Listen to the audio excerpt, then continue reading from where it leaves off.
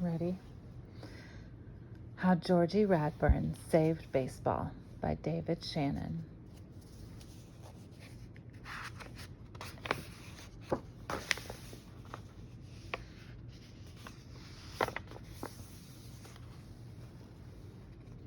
To the Dittman family and my wife, Heidi.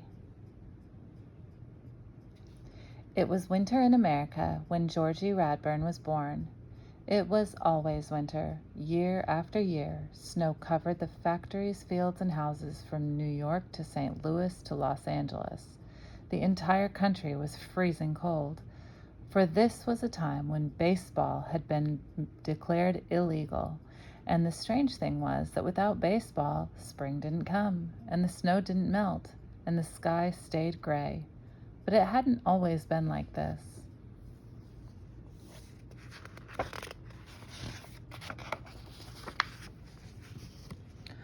Long, long ago, many years before Georgie was born, there had been 4 seasons in America: spring, summer, autumn, and winter. Every April, the nation celebrated spring with the opening of baseball season. Baseball was the national pastime. The ballparks were packed, and the folks rooted for their favorite teams all summer long. But one year, a young ball player named Boss Swaggart was in a terrible slump. Fans who had once cheered for him now booed when he came to bat, and the more the crowds jeered, the meaner Boss Swaggart's heart became. One day, Boss was at the plate, and the bases were loaded. This was his chance to win the game, to be the hero. In came the pitch, but with a colossal swing, the mighty Boss struck out. Again. The fans booed him mercilessly. "You bum," they yelled. "Get out of here." Boss stormed off the field. He vowed he would never play baseball again, and someday, if he had his way, no one would.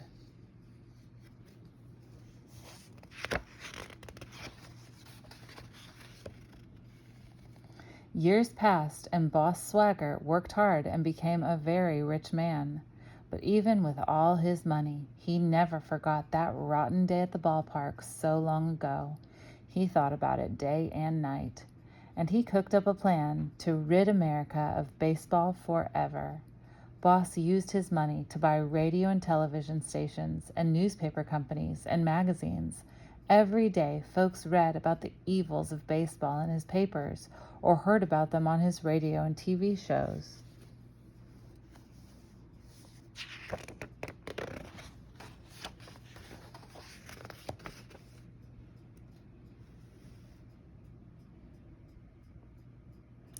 He made great windy speeches to big noisy crowds. "Millions of people are starving while ball players are making millions," he bellowed. "Let's tear down the ballparks and build factories instead. Then everyone will have jobs." Pretty soon, Boss Swaggart had the whole country believing that life in America would be good only if baseball were outlawed once and for all. Then Boss bought lots of expensive presents for all the politicians. His power grew and grew. Finally, he even managed to have the president arrested for conspiracy to commit baseball. The president couldn't deny he'd thrown out the first ball of the season. Boss Swaggart then declared himself Chief Executive Officer of America and outlawed baseball completely.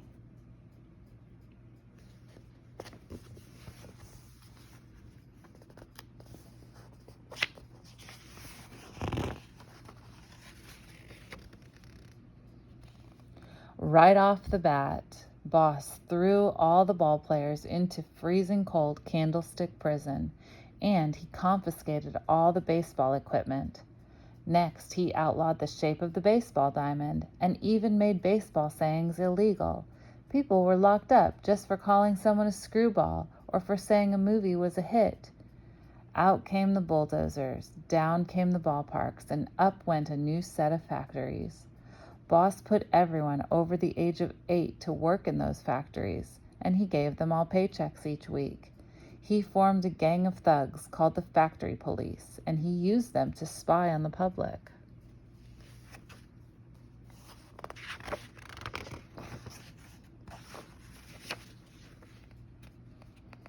Now, Ebbet and Mary Radbourn were simple folks, and like everyone else, they were happy at first. They agreed when people said, "Boss Swaggert's right, it's only a game. Who needs it when we can all have more money instead?" But then April rolled around, and May, and June, and still the weatherman said, "More unseasonably cold temperatures and continued snow flurries tomorrow." Trees stayed bare, flowers didn't bloom, birds didn't sing, and winter went on and on, even in places like San Diego, where it had never been cold. And as icy months turned into freezing years, even those jobs everyone had been so crazy about didn't seem to accomplish much, except to make Boss Swagger richer. Without baseball and spring to lift their spirits, the people became tired and sad. Ebbet and Mary hoped that the coming birth of their child would bring a little light into their lives.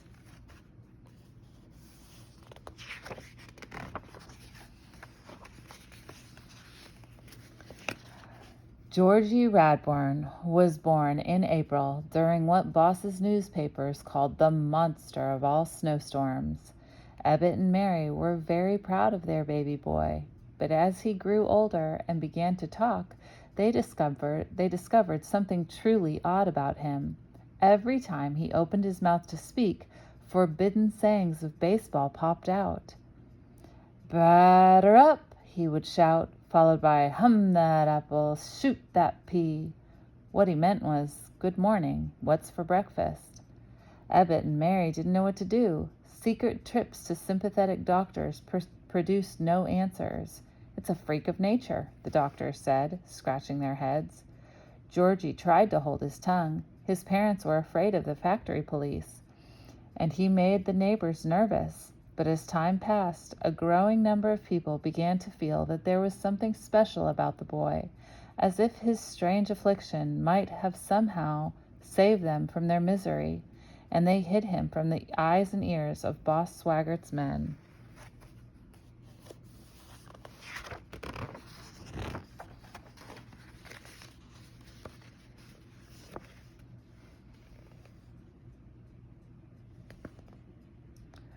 With winter everywhere and baseball just a memory, the only fun left for children in America was throwing snowballs.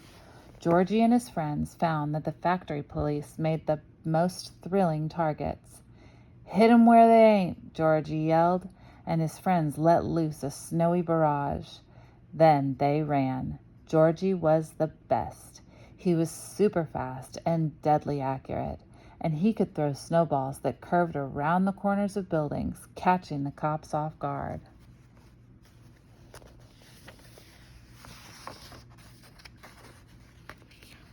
All too soon, it was Georgie's ninth birthday, and he was ordered to report to work at the factory.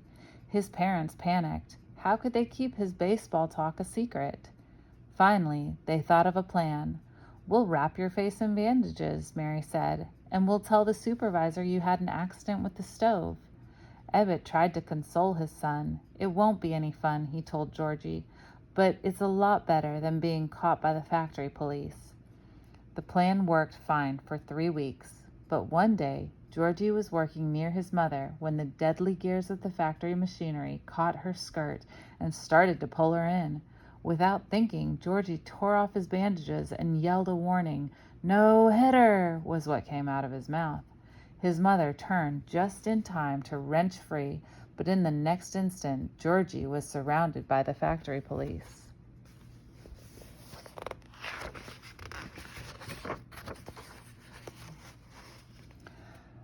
"The trial of the century," screamed the newspaper headlines, and the whole country was abuzz with rumors, hopes, and whispers. No one as young as Georgie had ever been arrested before. Adding to the excitement was the news that Boss Swaggart had declared himself the judge and the jury. On the day of the trial, crowds overflowed down the prison courthouse steps, and people filled the streets for blocks and blocks. The courtroom was in an uproar.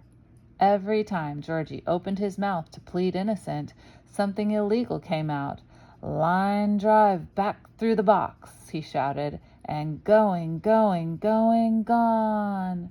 Judge Swaggart ordered the boy gagged, and he slammed his gavel on the bench. By now, the crowd was chanting, "Georgie, Georgie." "Order, order," Boss shouted, his face as red as a hot dog.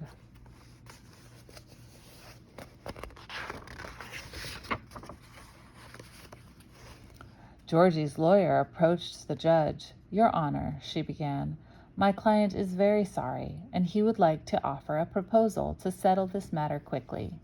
The courtroom became quiet. "My client proposes a simple contest of wits and skill." "Oh," said Boss, warming to the challenge, "and what might be the nature of this contest?" The lawyer hesitated. Pardon my language, a baseball game." A gasp rippled through the crowd. "If Georgie Radbourn can strike you out in 3 pitches, you will free him and once again make baseball the national pastime." At this, a roar went up from the crowd, and the likes of which had not been heard since the old ballparks were bulldozed. Boss Swaggart snickered. "This pipsqueak couldn't whiff me in a million years," he thought. "I used to be a famous hitter." "I accept the offer," he announced with a sly grin, "and if I should manage a hit—" He paused to lean so far over the bench that his pockmarked potato nose was inches from the boy's face. "I will cut out his treasonous tongue and throw him and his parents into prison for the rest of their lives. Let's get on with it," he roared. And with that, the whole mob spilled out the side doors and into the snowy prison yard.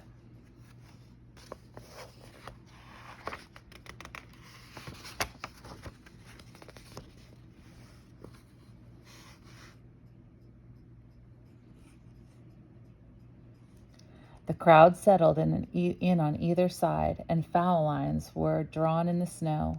A bat and ball were brought out from the great piles of equipment that had been locked up for years. Georgie was filled with wonder at the sight of his first real baseball. He turned it over in his hand and smelled the horsehide. He felt as if he'd found a part of himself that had always been missing. As the big man and the small boy took up their positions, the people, inspired by Georgie, began to root openly against Boss. "Give him the high and hard one, kid. Backdoor the bum." It felt good to shout out those words, to root for their favorite ball player again.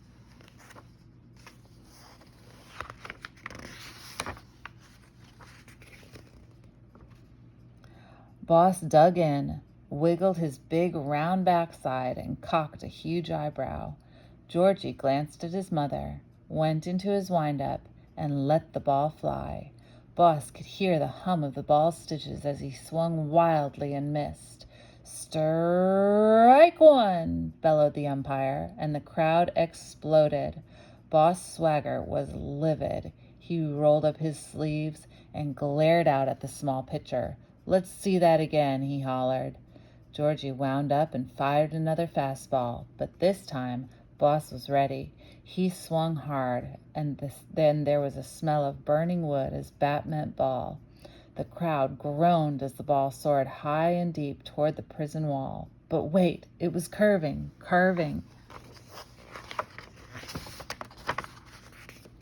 "Foul ball! Strike 2!" Boss Swaggart grinned. This wouldn't end like that game so many years ago. He had this kid's number. He leaned toward Georgie, stuck out his ugly tongue, and made a chopping motion with his hand. Georgie was unruffled. He stared at Boss, expressionless. Again he wound up, and again he delivered the pitch, straight, true, and fast. Boss cocked his bat and stepped into the pitch. In unison, the crowd yelled, "Swing!" And swing Boss did, as hard as he could. But this time, the ball rocketed toward home. It curved like no one had ever seen, even in the glory days. It curved as if it were rounding the corner of a building. Boss missed it by a mile, and the force of his swing blew him out of his shirt and his tie, out of his pinstripe pants, and even out of his size 14 wing-tip shoes. "Strike 3! You're out of there!" howled the umpire.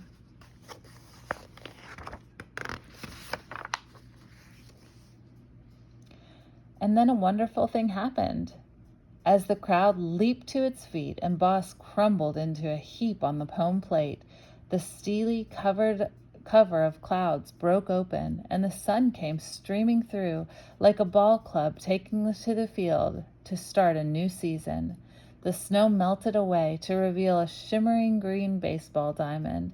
The people swarmed onto the field and lifted Georgie to their shoulders. Long hidden bats and balls were pulled out of attics and out from behind stairways. "Play ball!" shouted Georgie, and everybody did.